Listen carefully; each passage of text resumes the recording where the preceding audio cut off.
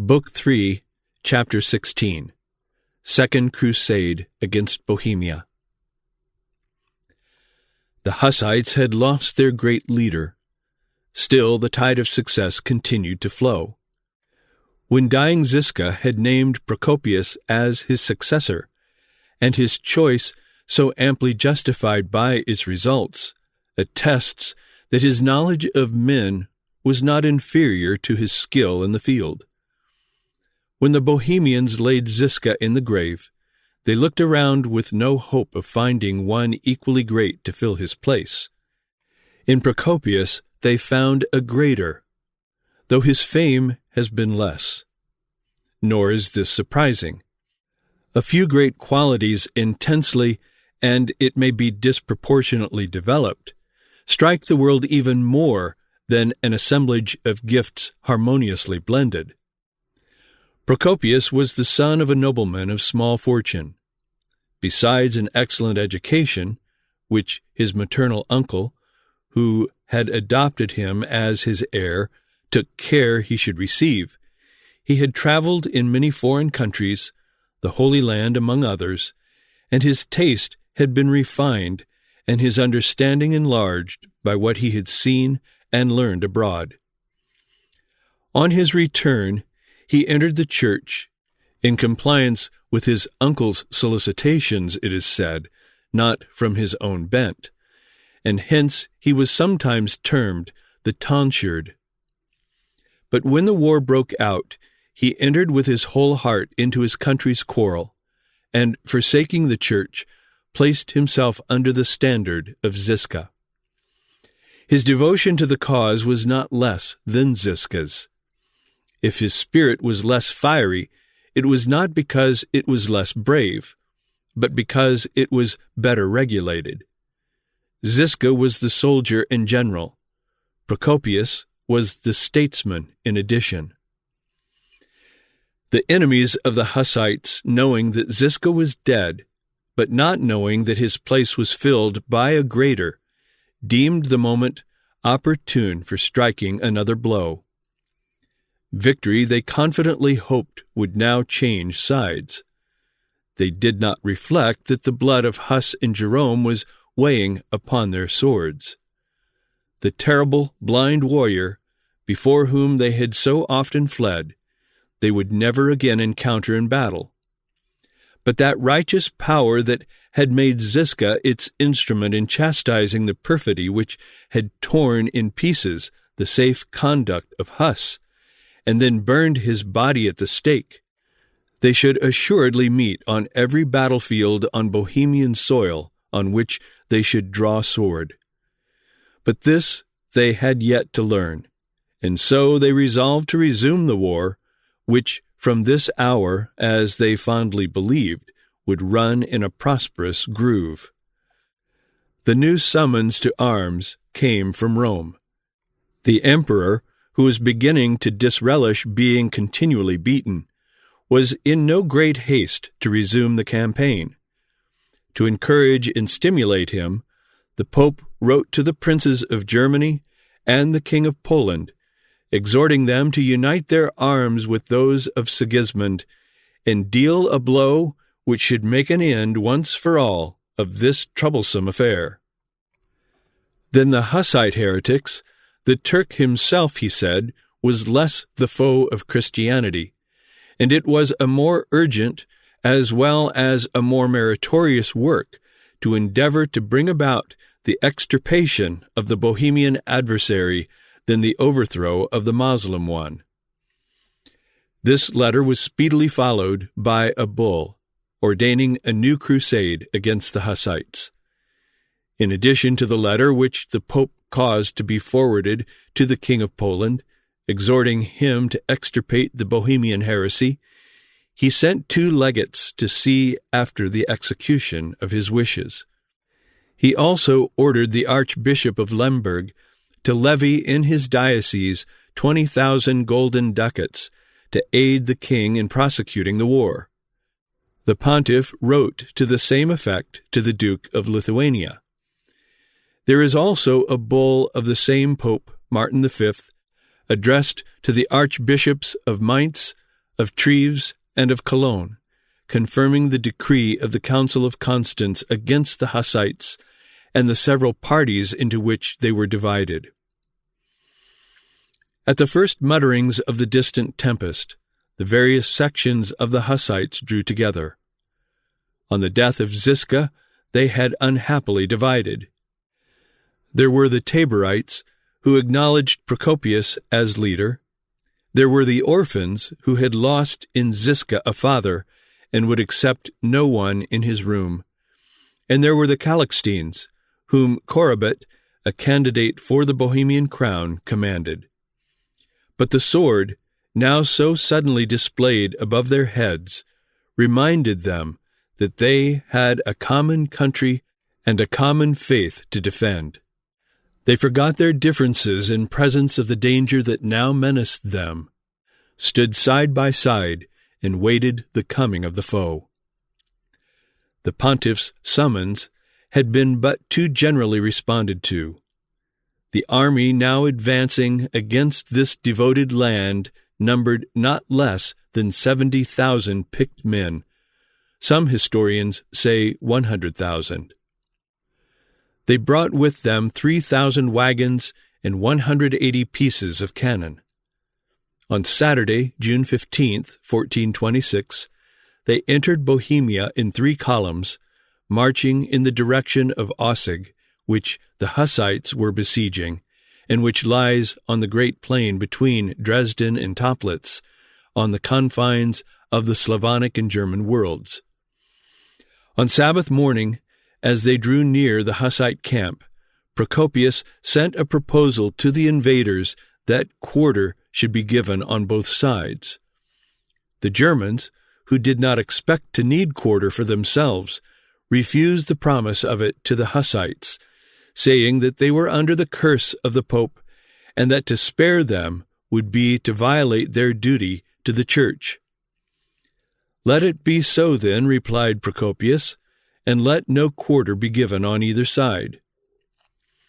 On Sabbath forenoon, the 16th of June, the battle began. The Bohemians were entrenched behind 500 wagons, fastened to one another by chains, and forming a somewhat formidable rampart. The Germans attacked with great impetuosity. They stormed the first line of defense, hewing in pieces with their battle axes the iron fastenings of the wagons and breaking through them. Pressing onward, they threw down the second and weaker line, which consisted of the wooden shields stuck into the ground. They arrived in the area within, weary with the labor it had cost them to break through into it. The Bohemians, the while, were resting on their arms and discharging an occasional shot from their swivel guns on the foe as he struggled with the wagons. Now that they were face to face with the enemy, they raised their war cry, they swung their terrible flails, they plied their long hooks, and pulling the Germans from their horses, they enacted fearful slaughter upon them as they lay on the ground. Rank after rank of the invaders pressed forward, only to be blended in the terrible carnage which was going on this fatal spot.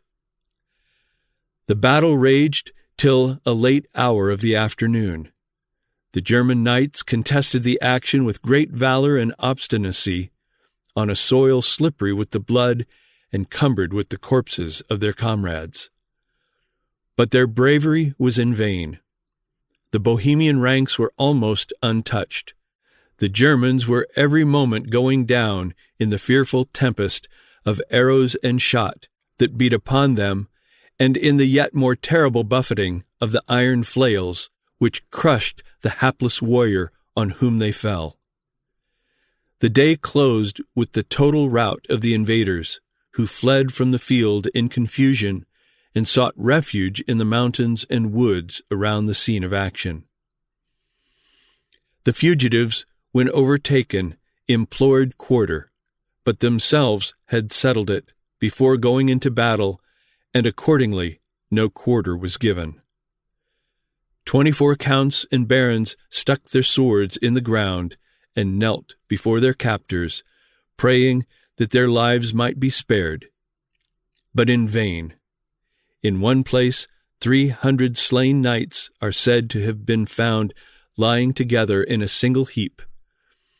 The loss in killed of the Germans, according to Palacky, whose history of Bohemia is based upon original documents, and the accuracy of which has never been called in question, was 15,000. The wounded and missing may have swelled the total loss to 50,000, the number given in the Bohemian ballad, a part of which we are about to quote. The German nobility suffered tremendous loss, nearly all their leaders being left on the field. Of the Hussites, there fell in battle 30 men. A rich booty was reaped by the victors. All the wagons, artillery, and tents, and a large supply of provisions and coin fell into their hands. The Pope, said the Hussites jeeringly, owes the Germans his curse for having enriched us heretics with such boundless store of treasure. But the main advantage of this victory was the splendid prestige it gave the Hussites. From that day their arms were looked upon as invincible. The national poets of Bohemia celebrated in song this great triumph. The following fragment is not unlike the ballads in which some of the early conflicts of our own country were commemorated. In its mingled dialogue and description, its piquant interrogatories and stinging retorts, it bears evidence of being contemporary, or nearly so, with the battle. It is only a portion of this spirited poem for which we can here find room. In mind let all Bohemians bear how God the Lord did for them care, and victory at Aussig gave, when war they waged their faith to save. The year of grace, the time to fix, was 1426. The Sunday after Holy Vite, the German host dispersed in flight. Many there were looked on the while, looked on Bohemia's risk with guile. For gladsome they to see had been Bohemians suffer woe and teen. But thanks to God the Lord we raise, to God we glory give and praise, who aided us with mighty hand to drive the German from our land. The host doth nigh Bavaria war, crusading foes to chase afar, foes that the Pope of Rome had sent, that all the faithful might be shent. The tale of woe all hearts doth rend, thus to the host for aid they send. Bohemia's faith doth stand upright, if comrade aids in fight. The Count of Meissen said in sight, if the Bohemian bands unite, evil, methinks, will us betide. Asunder, let us keep them wide. Fear strikes me when the flails I see, and those black lads so bold and free. 'Tis said that each doth crush the foe, upon whose mail he sets a blow. Our marshal, good Lord Vanek, spake, whoe'er God's war will undertake, whoe'er will wage it free from guile, himself with God must reconcile. On Friday then at morning light, the Chechians' service held aright, received God's body and his blood, ere for their faith in fight they stood. Prince Sigmund did the same likewise, and prayed to God with tearful eyes, and urged the warriors firm to stand, and cheered the people of the land. By Predlitz on Behani's height, the armies met and closed in fight. Stout Germans there, Bohemians here, like hungry lions know no fear. The Germans loud proclaimed that day, the Chechians must their creed unsay. submit themselves and sue for grace, or leave their lives upon the place. 'Gainst us ye cannot stand, they said, against our host ye are but dead. Look at our numbers, what are ye? A cask of poppy seed are we. The bold Bohemians made reply, Our creed we hold until we die. Our fatherland we will defend, though in the fight we meet our end. And though a little band to see, a spoonful small of mustard we, yet none the less we'll sharply bite, if Christ but aid us in the fight. But be this pact betwixt us twain, who heirs by either army ta'en, bind him and keep him, slay him not, expect from us the self-same lot. Said they, This thing we cannot do, the Pope's dread curse is laid on you, and we must slay in fury wild, both old and young, both maid and child. The Chechians, too, same pact did make, no German prisoners to take. Then each man called his God upon, and thought his faith, his honor on. The Germans jeered them as they stood. On came their horsemen like a flood. Our foes, they say, like geese today, with axe, with dirk, with mace we'll slay. Soon lose shall many a maid and wife, sire, brother, husband in the strife. In sad bereavement shall remain, woe waits the orphans of the slain. When each on other 'gan to fall, the Chechians on their God did call. They saw before their van in view a stranger knight whom no man knew. The Taborites begin the fight, like men they forwards press and smite. Where'er the orphans took their road, there streams of blood like brooklets flowed. And many a knight displayed his might, and many a lord was good in fight. 'Twere vain to strive each name to say, Lord, bless them and their seed for aye. For there with valor without end they did the truth of God defend. They gave their lives right valiantly, with Thee, O Lord, in heaven to be. When long the fight had fiercely burned, the wind against the Germans turned. Their backs the bold Bohemians see, quick to the woods and hills they flee. And those that 'scaped the bloody scene, right sadly told the Margravine. For faith and creed, how fierce and wood the Chechen heretics had stood. Then 14 counts and lords of might did from their coursers all alight. Their sword points deep in earth did place, and to the Chechens sued for grace.